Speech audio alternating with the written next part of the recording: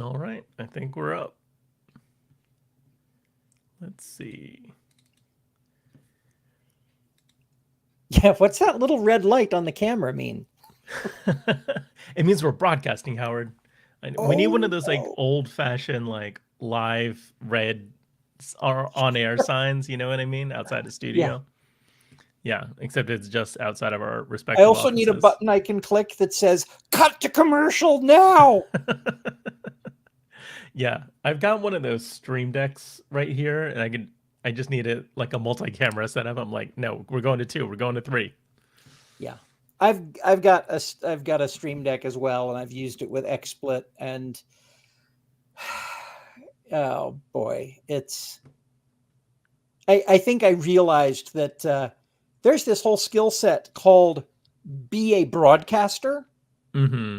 that um, I could learn at the expense of learning other things. I could learn that. It's always something. There's always some other skill to add to the toolbox. You know what I mean? Something, yeah. Um,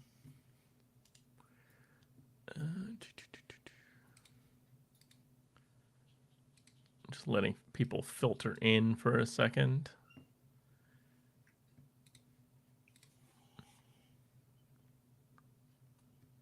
Let's see what kind of turnout we get for this midsummer. We're deep into July now.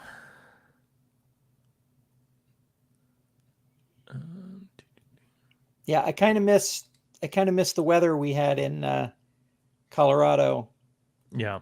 at the beginning because it's been hot here. Oh boy.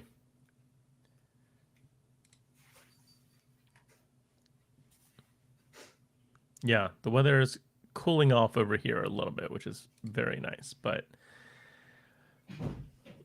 Howard and I are just back from recording more episodes in an undisclosed location where the weather was very lovely. We will But disclose that it was Colorado. it was in Colorado, yes. Um, So, all right, so let's go ahead and get started as people are trickling in. Hi, everyone. Welcome, and thank you for coming to this month's Writing Excuses Q&A live stream. I'm Dongwan Song, and I'm joined tonight by my co-host, Howard Taylor. hey, everybody. Um, so this is a monthly series that we do where two hosts will come and answer questions that have been submitted by our Patreon subscribers. The stream is free for everyone, but if you want to have your question answered in more in depth by one of us, you can go to patreon.com/writing excuses and join the $20 tier, which gives you access to putting questions in for the Q&A. So yeah, with that, how have things been going for you, Howard? How's life? Good. I really loved recording camp. The food you made was amazing. Thank That you. was. I mean, I always walk past the pork belly in the butcher section. Hmm. I did not realize that bacon had a baby with butter, and Yes. yeah, Listen, bacon's great, but pork belly especially is can be such a delicious ingredient. I yeah. had made like a Korean style pork belly dish that we call dejigogi. It's like a sweet, spicy pork dish that's like grilled, and it worked out really nicely. I very much enjoyed that. It was pieces of buttery soft meat that melted in my mouth and pushed the delicious button on my hindbrain on the way down. So I don't know what the word is for that in Korean, but I loved it. Uh, I appreciate that. Um, yeah, so let's dive into questions. Nice to see some old friends in the chat. Yeah, Howard, do you want to read this first question here? Sure. Hi, question. My main protagonist is extremely passive. It's part of his character, bored, cynical teenager. How can I make sure that the story remains interesting and fast paced despite an uncooperative main character? Yeah, it's a good question and it's a tricky one. You know, passive protagonists are tough. It's hard to do. I think we see them in lots of different kinds of fiction. I think there's a temptation to have a character that is indecisive or doesn't know how they want to engage with the world. The thing that I want to get across is a character that is passive in terms of the choices they're making, they do not feel passive to themselves. Somebody who is passive is not somebody who feels in their internal experience that they are doing nothing and making no choices. They are usually, not always, but often it's coming from a place of feeling overwhelming amounts of emotion and a high intensity of emotion, which is leading to a certain kind of indecision or a lack of clarity on what choice that they can make, right? So I think if you have this bored, cynical teenager, I think what you want to do is get to the heart of his interiority, right? Understand what it is that is causing him not to act. It is the cynicism. That cynicism comes from a place and is in tension with the people around him. What he believes is that nothing matters and therefore taking an action doesn't matter. But that is bouncing off the people around him who want things from him, who need him to act, who need him to make those choices, right? So when you have that passive protagonist and you want to make sure that it's still moving and you want to make sure that it remains interesting, then you need to find a way that we as the audience can have empathy for that person, which is tough with a passive character. So you need to really focus on interiority. Let me understand where that's coming from, why he's like this, and make sure that I am getting on board empathetically with, oh, this is really hard for this person. They are really struggling here, and I can understand why, right? If you take that away from us, then that's the point at which it's like, oh, this person is just frustrating to spend time with. This is just not fun for me, right? So finding ways in which the audience can hook into understanding that character and really, really double extra focus on the interiority of that person so that we understand the dynamism, what's happening inside of him, even though what's external is very flat. Does that make sense? Yeah, makes sense to me. What about you? What's your solution? I've got to bounce back with a question. Is the bored teenager the protagonist, the main character, or the hero, or all three? Because those are three different roles. And once you've internalized, and this is very meta, once you've internalized how each of those roles is different, the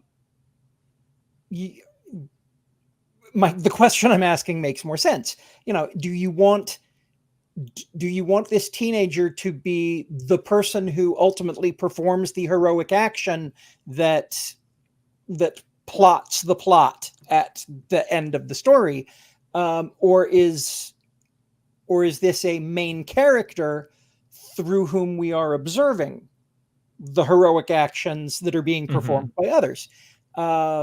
Is this a protagonist who is getting, and my definition here for protagonist is the person who takes action at some point. Oops, bumped my microphone. Takes action at some point and changes themselves or is changed via a character arc. Main character doesn't need to change, doesn't need to do anything heroic. They're kind of just our camera sometimes. They're in the middle of all this. And hero is performing heroic action. And as I said before, you can mash them all into one character. You can spread them across 2 or 3 or whatever. So the question is, what is this teenager? If he is all 3, then like Dongwon said, you got to give us a reason. You got to give us a reason to like them and to like what they're doing and to enjoy, per the protagonist definition, the painful path to change that they will undertake. And again, I'm making all sorts of assumptions about traditional narrative structures here, which you may or may not be working within. And so, big grain of salt, huge caveat there. Yeah. The one thing I will also say is I'm taking it as given that this has to be this way. My main advice is don't do this, right? My main advice is don't have a passive protagonist. you can have a protagonist who's indecisive, who's struggling, all of these things, but the thing that matters most when telling a story is the choices that people are in your story are making, whether that's the villain, whether that's the main character, whether it's protagonist, like whatever it is, right? People need to be making choices because that's where your plot comes from. If you're not making choices, if you're not taking actions, then there's no things for the plot to be bouncing off of, right? Plot isn't a thing that's external to your characters. It derives from the choices your characters make, right? So my main biggest please don't do this advice is having that passive protagonist. Really ask yourself, why is this story from this person's perspective?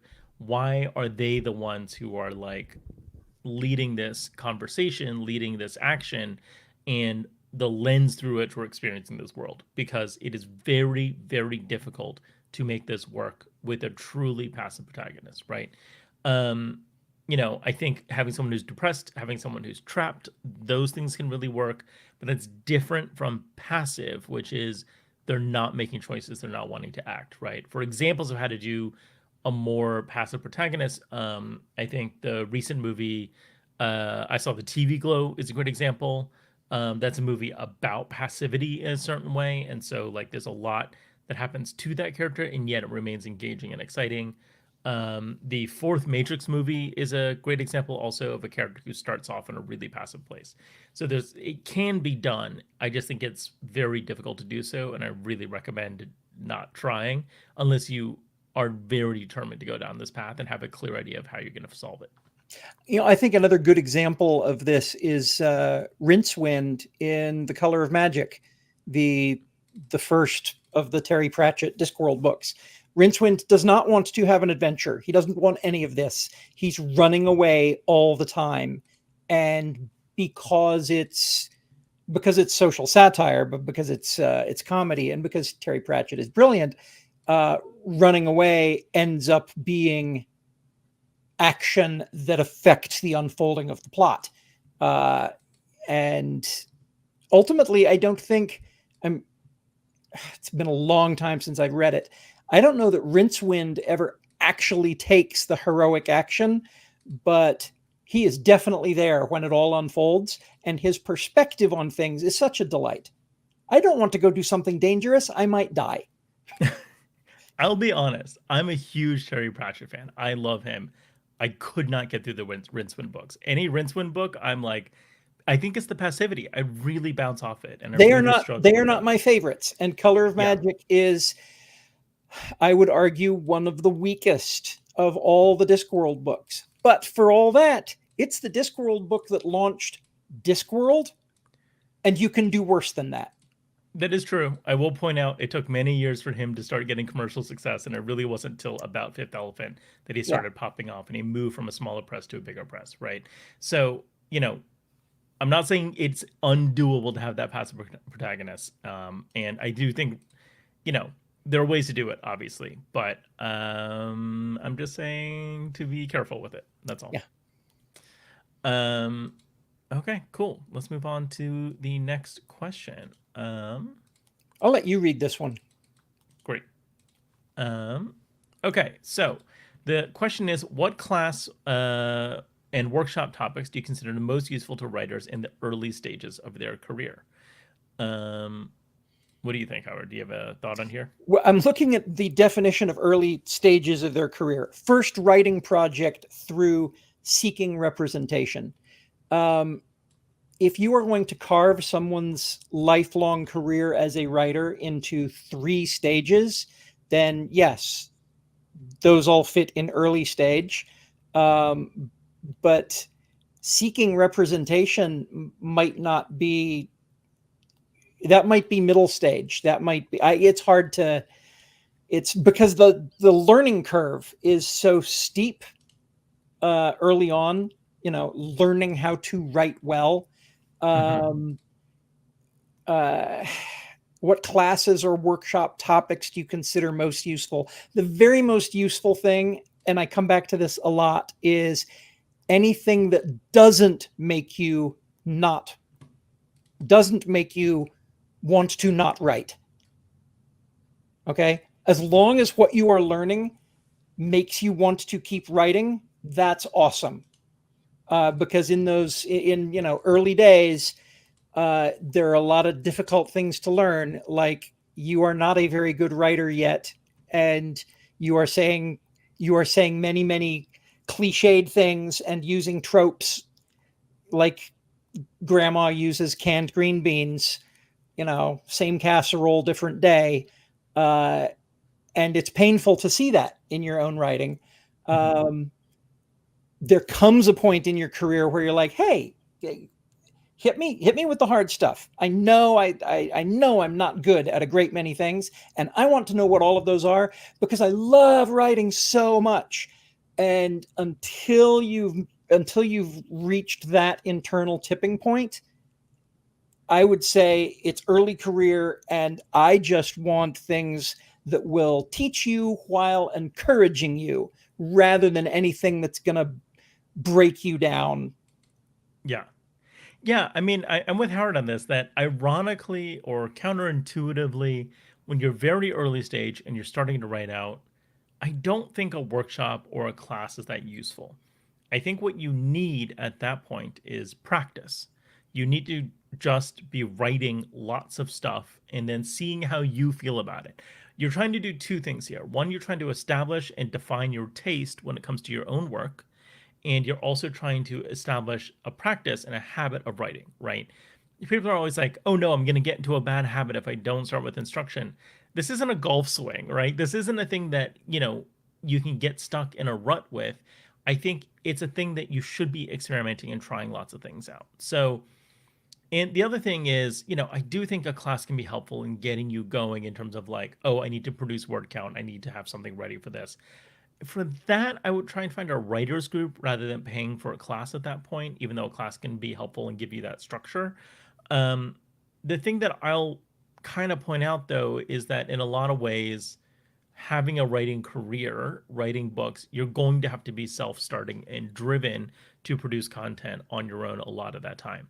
So figuring out how to do that early is an important skill, right? It's very hard, right? I know a lot of writers who even deep into the career struggle with getting the word count out, right? So I hope you're not feeling like I'm being dismissive in saying that you kind of got to figure it out on your own, but you do, right? So like try and figure out those questions first. So, I'm talking really early stage, like just when you're starting to write your first drafts, writing your first stories, whatever it is. But in that case, read a ton, write a ton, and sort of cycle through that. Read and write as much as you can to build up your sense of what it is you want to be doing and how you want to be doing it and what your working patterns are.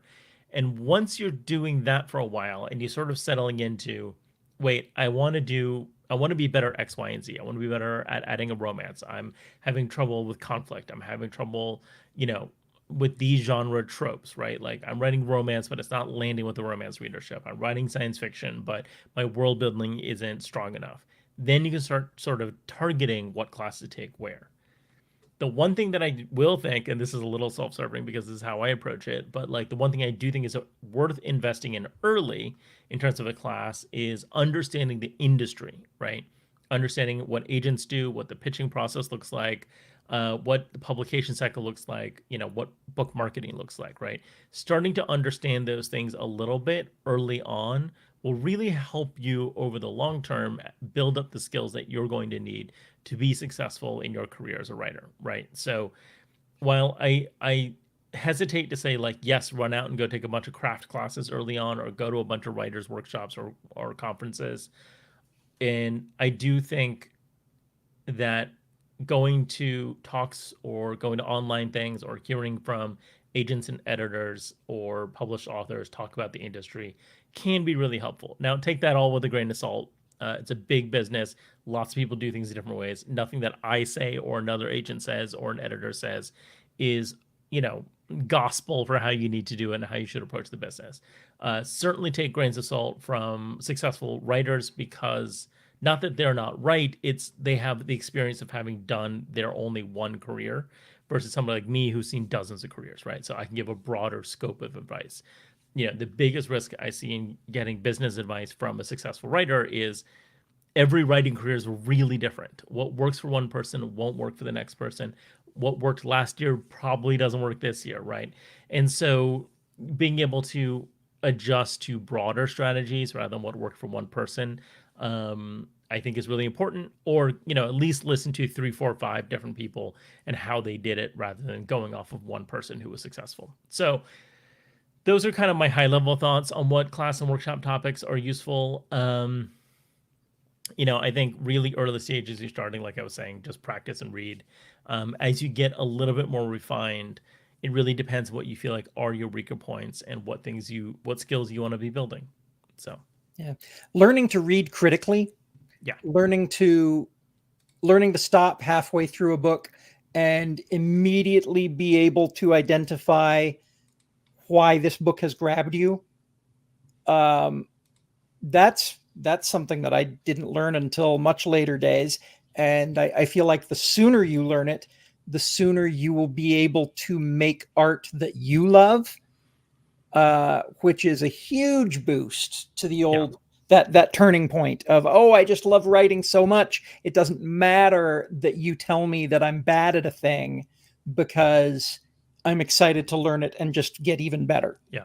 So the trouble area I find is there's the first plateau that you hit, right? That first curve is great. You're like learning a new skill. As somebody who loves to add a new hobby and learn new skills and things like that, that first bit is like a huge rush of excitement as you're like being able to make something and produce something. The first plateau, the second stage of this is what I think of as the gap, and I got this from a Ira Glass quote, right? And he talks about the problem at some point becomes your taste is outstripping your ability to execute, right? You know what you like. And so when you're writing things, you don't have enough skill yet because you haven't done this enough yet to match the level of your taste. So for a while, you're going to live in the gap between those two things. And it will feel very bad to you to be in that stage because it just feels like you're failing. It feels like you're not able to do the thing that you envisioned. So persisting through that gap and producing enough to learn the skills that you need to sort of make it out the other side and get to that sort of second upslope, that is the real challenge. So something to think about as you're looking at your early career pattern. So this next question is a two-parter with prologue in it. That old chestnut. Everyone loves talking about prologues. No one gets in trouble about talking about them ever. Oh, let me read this. Part 1. How long is too long for a prologue? The first draft of my fantasy novel has a 16-page prologue, double-spaced, 12-point Times New Roman, so manuscript format, sounds like. Obviously too long, but at what page number should have been the cutoff? Part 2. On the flip side, how short is too short? I rewrote it to be shorter and trimmed it down to 3 pages with a quicker pace. I know it depends on what I'm trying to achieve. I'm just curious if there is an industry standard or expectation on the matter. And let me lead with this. The industry standard for prologues is we talk about them and then we have a fight. That is the standard.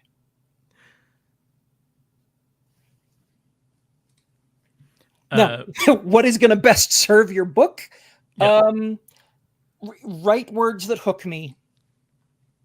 If you are putting words in the prologue that are like, I'm reminded of the beginning of the movie, what was it called? Ultraviolet with Charlize Theron?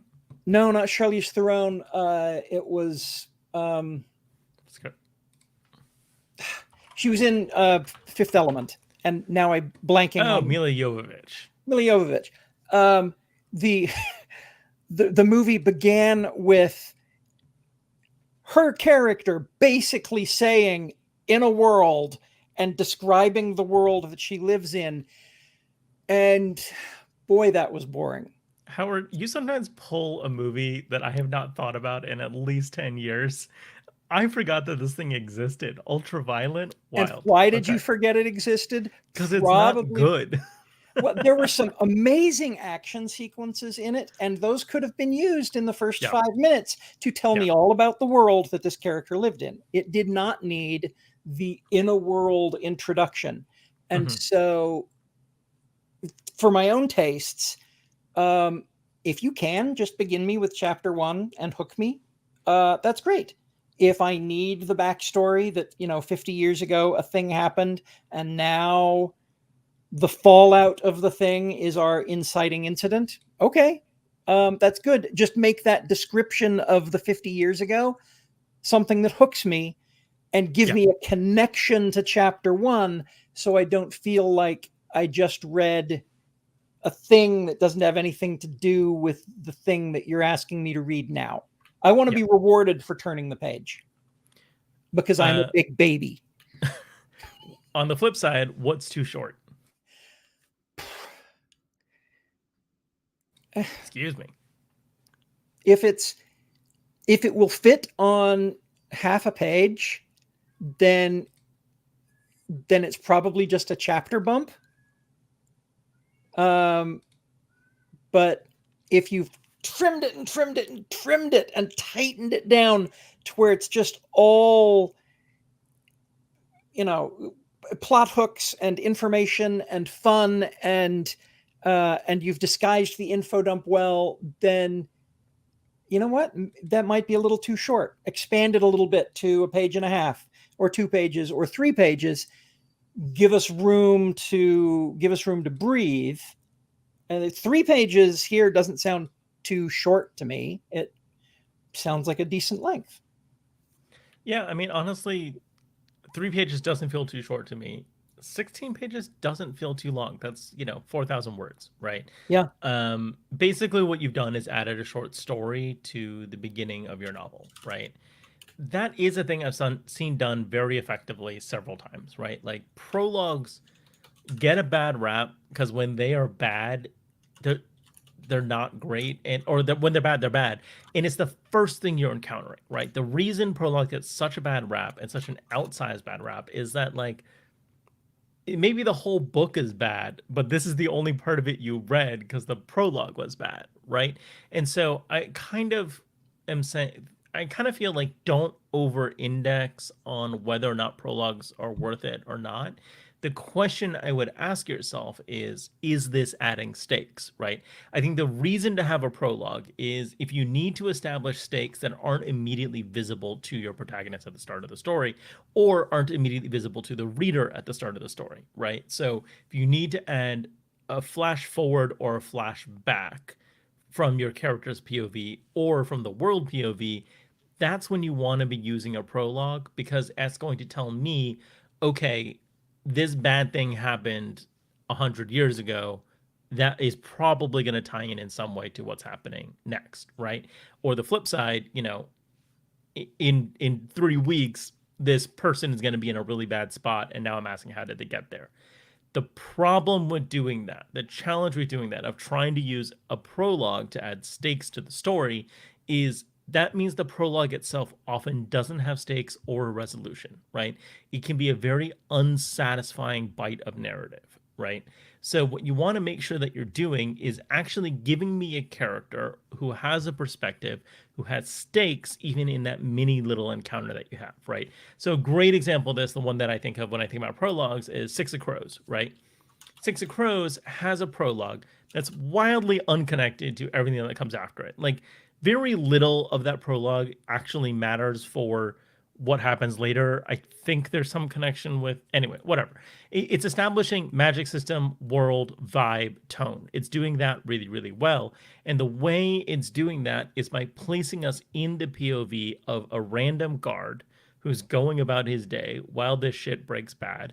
And we have stakes because we're engaged with this person. We want him to survive this experience because of the way he's written, because he's an actual person, because there's actual depth there, right? So that adds stakes to a prologue, even though by like page 3, I'm like, this dude's dead. He's not making it out of this scene. And my recollection is that's a pretty chunky prologue. I think it's significantly longer than 4,000 words, or about that ballpark. I remember being like, damn, this is a whole story I'm reading right now, So when you think about your prologue, ask yourself, is this adding to the stakes of the overall story? If it's not, cut it. And then if the answer to that is yes, then ask yourself, is there stakes within the prologue? Is there something is there an arc to this? Is somebody having character development? Are they going through changes, even in this sort of micro narrative, right?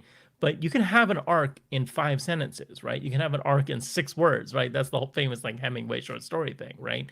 You want to have an arc for your character, and you want to have stakes for your character in the prologue itself, and that should be adding to the stakes in the arc in the main story, right? So the problem with the prologue is you need to prove to me that you can tell an exciting story, and you have very little space to do that in. So a really good example of a prologue, and yes, I'm going to cite something here that is 41 years old. James P. Hogan's Code of the Life Maker, which is a novel about a sci-fi novel. Humans travel out to Titan and discover that Titan is inhabited by an entirely robotic, mechanical civilization.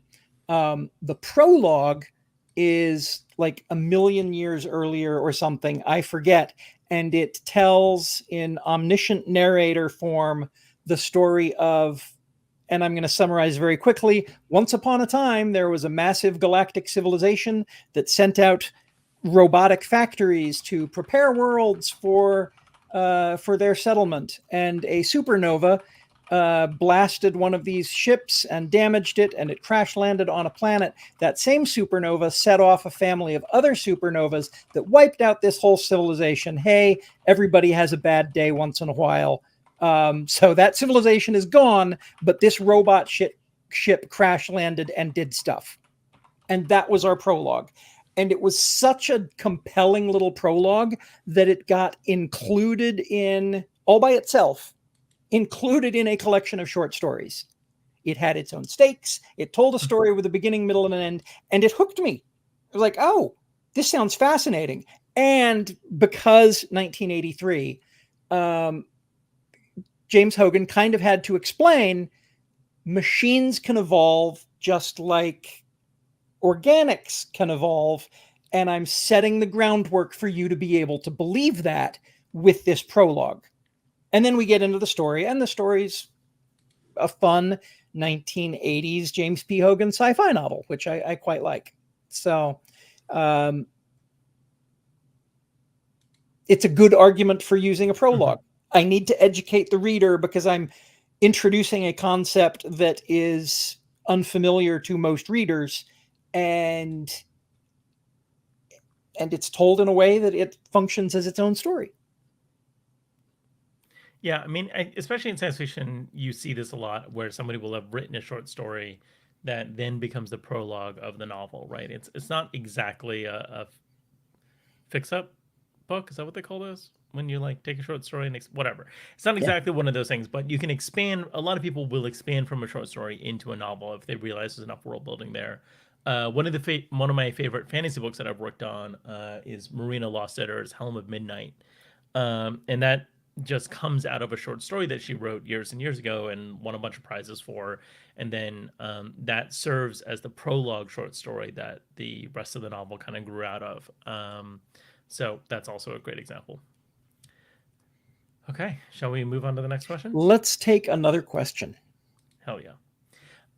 I'm still working on getting my writing back on track, so no questions for that right now. I guess I didn't need to read that part. But I'm also working on sending out query letters. These days, what's the standard for sending out query letters? I'm planning on sending them out once a week for now, but is that too often? Keep in mind, 4 of these are agents I pitched to at a writing conference, so they should be expected a referral from that. I see.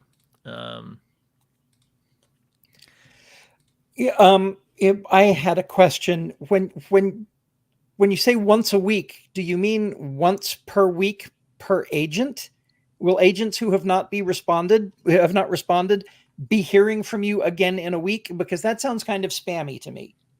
Yeah, they would absolutely hate that from the depths of their soul. If not all agents are the same, but I know if somebody emailed me a week after sending their initial query, I'd be like, all right, you need to calm down. I have not had time to look at this. Yeah, I certainly don't be emailing the same agent every week. In terms of if you're sending one letter out a week to an agent, I think that's a perfectly reasonable pace to be doing that, right? The one thing that I will say to having a cadence like that is that's not giving time for you to adjust your query letter based on the feedback from from each round.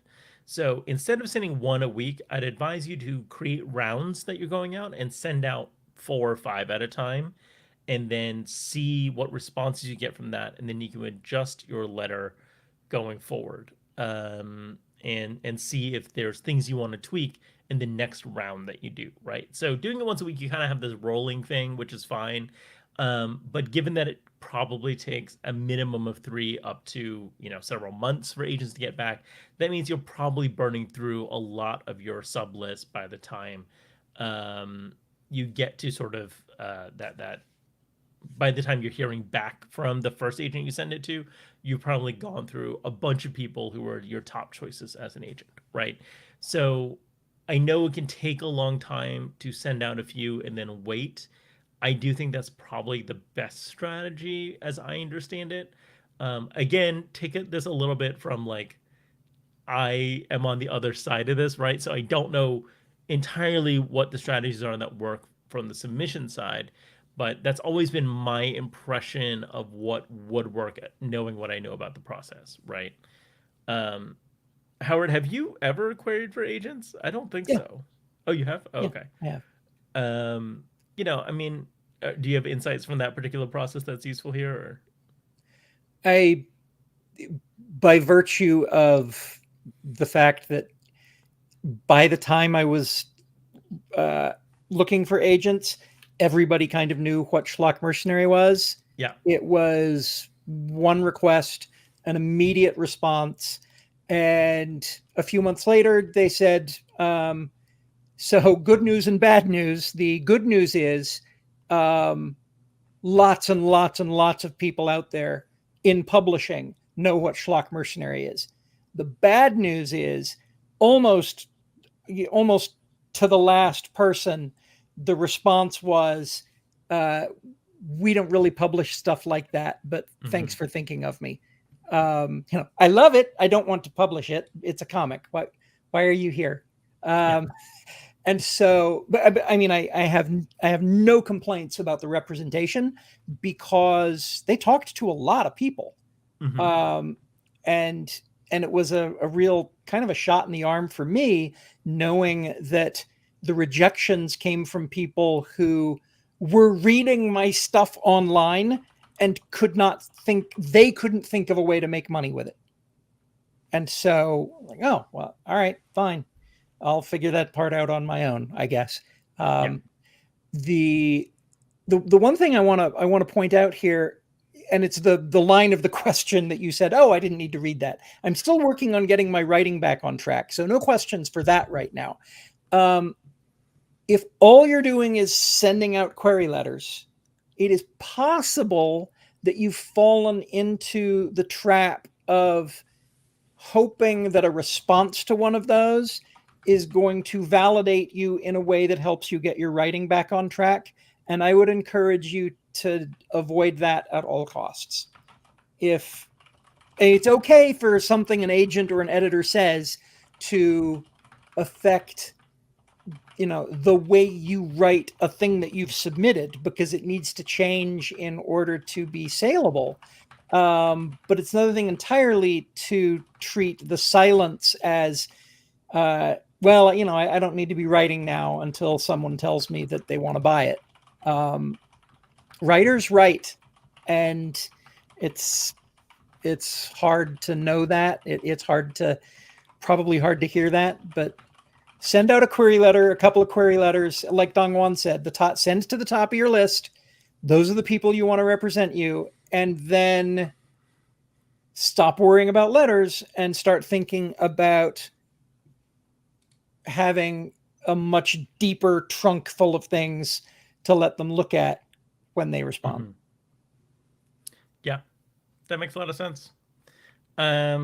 I hope that was helpful, Emperor Seth, and good luck in the process. It's hard. It's hard. It sucks. Marielle, you said that the waiting is hard, and it really, really is. I know I'm on the other side of it for the query process, but I'm submitting stuff to publishers all the time, and there are times that can be an agonizingly long process to hear back from them. So, it can be really frustrating. There's a lot of hurry up and wait in this business, and developing an ability to sit with that is really, really helpful. And as how we're saying, find other things to work on, right? Like if you can shift your focus to new projects while waiting, that's a good use of your time and will mean you're well positioned.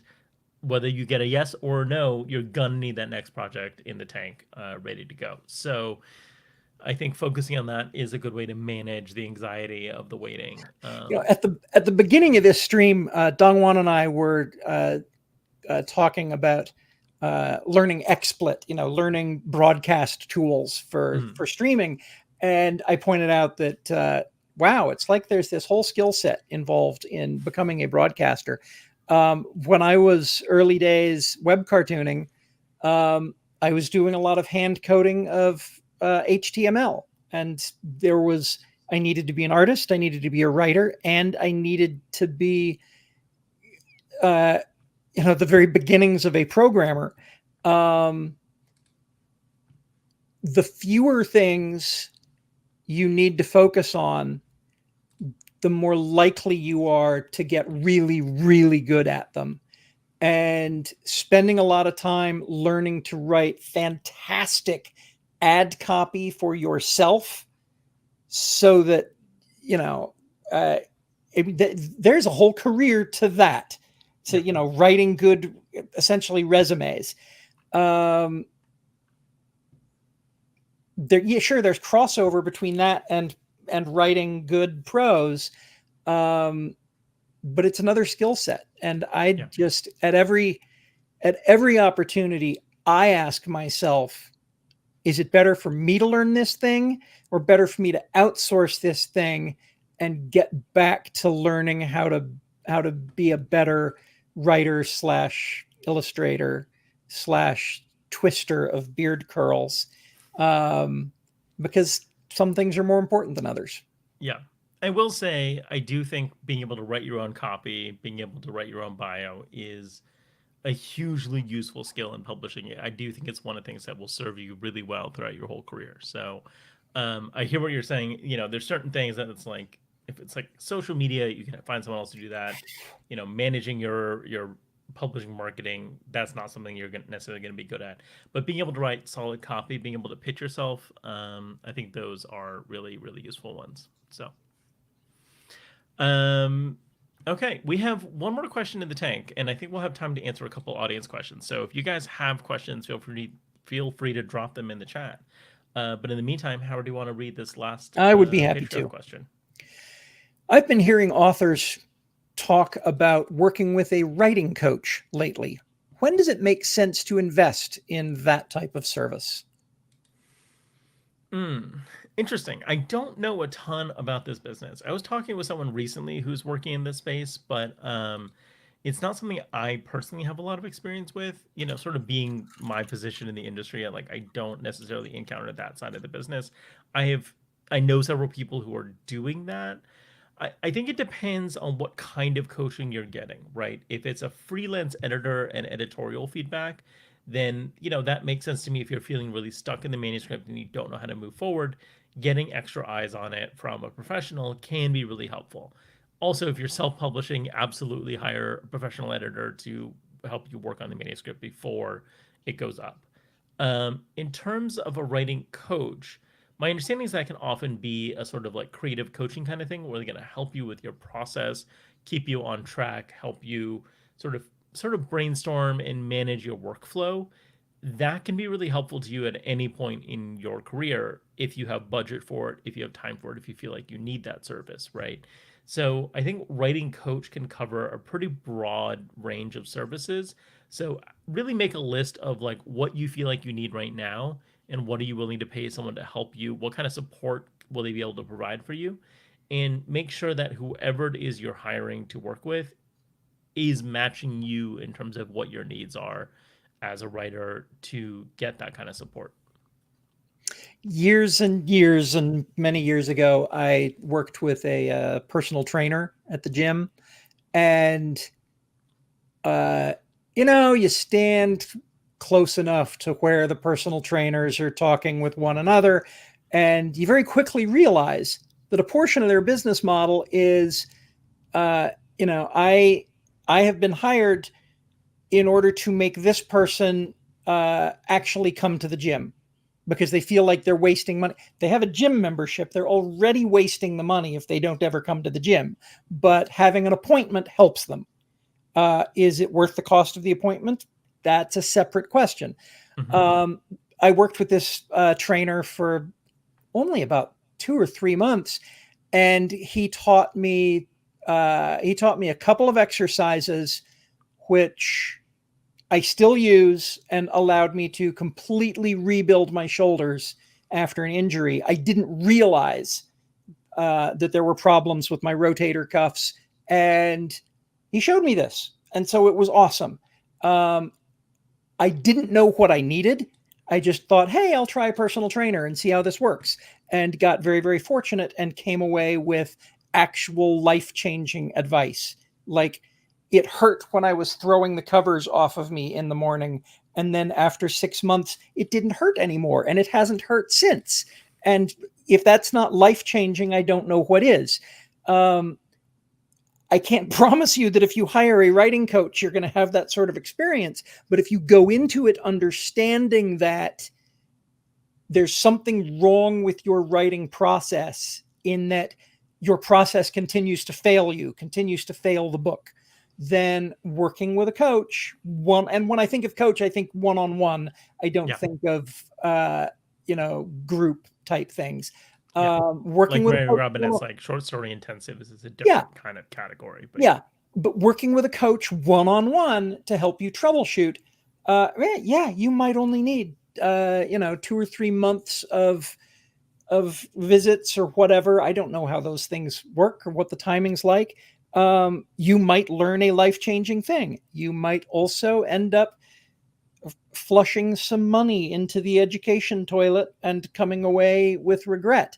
I can't promise you that that won't be an outcome.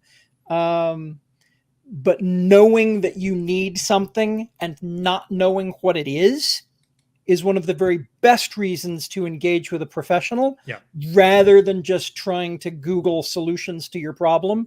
Because if you don't know what the problem is, you don't have the search terms, and large language model AI is not going to help you. I think the thing that jumps out at me from what you're saying is, and that strikes me as like really, really useful, is the it's not necessarily about a specific thing that you don't know that you're doing well. It's not a craft question that you're struggling with. I think the question when you want to be looking for a coach is you're having a process issue, right?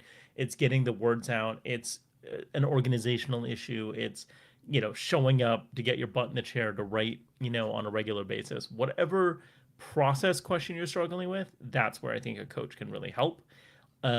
So I think that's my advice to you, is really ask yourself, like, what am I missing as part of this process? And can somebody help me figure those pieces out? So, great questions this week. We have time for maybe one, possibly two more, if anyone from the audience has one. Otherwise, Howard and I can vamp for a few minutes. So hit us up. You been watching anything good recently, Howard, while we're waiting for folks? I have been watching Brooklyn Nine-Nine. Oh, nice. And the cold opens of Brooklyn Nine-Nine, I didn't even know about this show until recently. And it's, at this point, 8 years old, 9 years old. Those cold opens, some of them are so very, very good. The writing is good. The joke structure is good. I love watching comedy in which I stop at the end of the cold open and rewind. I'm like, okay, I need to watch that again, and I need to figure out where the where the drops were, where the Yeah. hints were, where was the lift, where was the, the whole bump set spike. I want to learn this, and so yeah, I've been watching There's Brooklyn something Nine-Nine. so snappy and fun about a Michael Schur show. Like he understands genre and category so well, and the way in which the Brooklyn Nine-Nine cold opens are such like a loving satire of Law and Order cold opens. So yeah, I mean they're just great little examples of the form. Okay, we got a question in the chat. Oh, that's a good question. Wait, what's a good question? Emperor Seth's. Yeah. Okay, suggested I query my most enthusiastic agents first. I've been going the opposite direction, using the ones I'm less enthused about as a practice. Does that method not work? Let me cast it this way. I'm going to practice marriage proposals on a bunch of women that I'm not super interested in marrying, so that I get good at it. If somebody who sucks that you don't want to work with says yes, then now you're in a really awkward position. Yeah. Just start. Swing for the fences, man. Swing for the fences. Exactly. Swing for the fences. And my general advice in this business is to, and this is going to sound harsher than I mean it to, but to not approach this industry from a disingenuous place, right? And I get the idea of like, oh, I'm going to practice first and see what people say. And, I'm giving that feedback too, of like, take what people say and incorporate that into your next round, which may mean change nothing, right? A lot of times agents will say something, you're like, this is nothing, there's nothing useful here. Or like, changing my query letter at this point, I still feel good about it. I'm not saying you have to change based on somebody's rejection or feedback, but I think the thing is you need to be approaching it with the energy of like, I'm excited to work with you. I want to work with you. That's the thing that like works, right? Whenever a query letter catches my attention, it's because it's coming from such a specific place of like, you're the right agent for me. I really want to work with you in particular. Here's why we're a good fit, right? And so when a letter is like hitting on those notes, it tends to catch my attention with a lot more reliability than just sort of a more generic letter, right? So I think sending queries to people you're not excited about, there are times at which you're going to end up there, but I'm saying I do think you should take your shot with the people you're really excited to work with first. See what they say. And if they're the people you respect the most, then their feedback is also going to be most useful to you, right? If somebody's not someone you're enthusiastic about working with, then their feedback is going to be less useful to you than someone you are. So, it's a long process, but yeah, Howard's right. You got to swing for the fences. There's, especially in today's publishing market, there's no bunting. There's no trying to get on base. There's only trying to hit home runs. And so if your goal is to have a book picked up by a major publisher or a big imprint or whatever, if the agent that you feel is, just the best at lining up those sorts of deals, looks at your work, looks at your manuscript and passes and says, I'm not the right person for this. Do you think that an agent that you don't trust as much is going to be more likely to be able to place that book where you want it to be placed? And turning it around, if your book's good enough, if what you've written is good enough, is ready for the editorial, chutney making system of preparing a book for publication, you may think it's perfect, but your editor isn't going to think it's perfect yet. But if there's an editor out there who wants to buy it, there's an agent who can sell it to them. And the agents that you are the most excited about working with are the ones that are most likely to be able to pull that off. So, chutney making is such a visceral way to describe the publishing process. I'm glad I got you to use the word visceral with regard to publishing, because when we're talking about how the sausage gets made, it is there is viscera business. There is viscera. Often it is mine, unfortunately. Yeah. Oh, publishing. How I love you. Okay, cool. Any other questions from the crowd?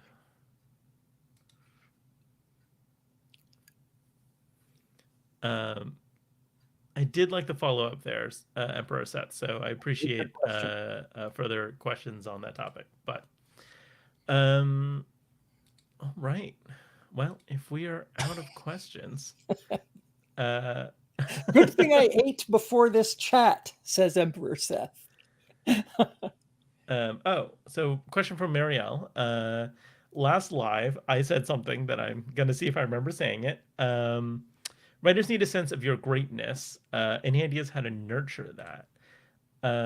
Yeah, Howard, how do you get to your own confidence? Like when you need that sense of self, like what are the tools that help you get there? Um, To put you deeply on the spot with an incredibly difficult question. uh, wow. Because I mean, I launched Schlock Mercenary as the poster child for Dunning Kruger web cartoonists.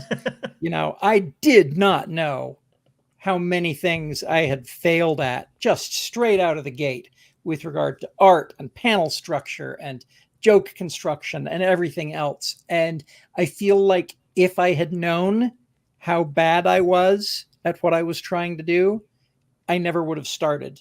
And so go ignorance. It was my savior early on. These days, I, I don't know. I mean, I do know. Uh, in large measure, confidence for me is something that happens when I'm engaging with other people, Mhm. and I have a pill that I take that helps me to like other people, and so this is an answer that comes in an expensive bottle Yeah. and that I need to not abuse. Uh, Yeah, I mean, I think that's a good oblique answer to the question, which is, you know, in a very real way, a lot of this comes down to your mental health. And if you've done the work, becoming the best version of yourself and taking care of your current mental health and all of those things, which is all so difficult to do. Yeah, well, Howard. let me come at this from a list of don'ts. Okay, don't downplay yourself when you introduce yourself. Yes. When someone says, you know, when you're at a writing conference and when someone says, "So, what do you write?" Don't say, "Well, I'm not really writing professionally, but I really like do." No, just start with, I'm writing current right now. I'm writing a paranormal romance, and I'm tripping over the love scenes because I can't figure out how to describe slot A going into slot B without making it sound gross. And that is an incredibly confident sort of position to take because you've just made a sexual reference and and uh, expressed a weakness, and other writers will absolutely respect that. You're now, what you didn't say is, well, I'm not really a writer. Yeah. Never say that. You write? Congratulations, you're a writer. As a friend of mine who has since passed used to say, anybody can tell you that you can't write. Don't let anyone be able to say you don't write. Exactly. Yeah, I mean, what Howard's saying is like very important. Don't talk down to yourself, right? Don't dissemble before you talk about your work. Don't ever say it's not good enough, right? You may think that, but like what you need to do is really focus on, I mean, the words that we say affect us, right? Every time you say I'm not smart enough, I'm not good enough, then you're hearing that yourself and you're taking that into yourself, right? So the first step is, and I know this sounds so woo woo and whatever, but like the first step really is to stop running yourself down and start affirming yourself when you talk about it, right? Like have the confidence to, it's not that you think that this is the great American novel or whatever it is, but you wrote this and you like it and you think it's good. You think it is worth other people reading. Otherwise, why are you here? Right? Is the real question. Like, honestly, if you genuinely think it's bad, then why are you trying to get it published? What are you doing? Right? You don't think it's bad because you think other people should pay $20 and sit down and spend their weekend reading your story. That's what you want them to do. That's what you're asking them to do. So be honest about the thing that you're asking them to do and realize that you think you're that good. And that fucking rules, right? Like, that's really important. Be very clear-eyed about what is the thing that you're trying to engage with, and focus on that in yourself. Remember for yourself that this is why you're doing this thing, right? So start with not talking down to yourself. You got to be humble, right? You got to like have the sense of like, I have space to grow. Feedback is going to be useful to me, right? Like all of those things. Marielle, you said in the chat here, it seems like the more I learn, the more I feel like I don't know what I'm doing. I think that's great. You should feel that way because that means you are growing. The moment you feel like there's nothing left to learn, be very, very, very afraid. That is when you are failing. The sense of failure means that there's room for you to make progress to. If you're not feeling that gap, then that means you're not growing, which means you're not doing enough, right? It's very counterintuitive. The thing that I often say is the lived experience of, success in so many ways is panic and fear, right? And everybody who's good at something are there because they're feeling like they're not good enough, and that's why they're pushing themselves to do more, right? Now, have some balance there. Don't let that eat at you. Like the people who let that overwhelm them, that like eats at them in a very real way, that becomes insecurity, are the people who I see really struggling, right? So it's all about the balance of things. Have the confidence to know that what you're doing is worth my time, your reader's time. Have the humility to understand that you have things to grow and things to learn, right? I always say that surviving publishing is holding two opposing thoughts in your head at the same time, right? And that is, you have so much to learn, you need to get better, and I'm good enough. My story is worth something, right? If you can hang on to both of those ideas at once, you are so far down the road to figuring this thing out, right? Yeah. And so, in terms of like, how do you nurture that?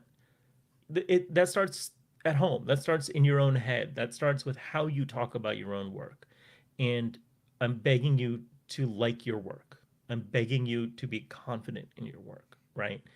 Again, know that you have space to grow. There's things to learn. There's always things to learn. That's what makes life worth living, right? Like Scorsese said like 6 months ago that he feels like he doesn't know anything about filmmaking. One of the greatest American filmmakers in his 80s said, I have so much to learn about filmmaking. I'm terrified I'm not going to be able to get it done. And he's not going to, because there's always so much more to learn. But if fucking Martin Scorsese is out there saying there's so much for me to learn, then all of us, where are we at? You know what I mean? And so I'm certainly never going to make a movie. but it's no matter how established you are, there's more to grow and there's more to learn. But it's also having that faith in yourself, believing in yourself in a real way. And, that starts with mindfulness. That starts with how you talk about your own work. That starts with your mental health, your relationships, all of those things.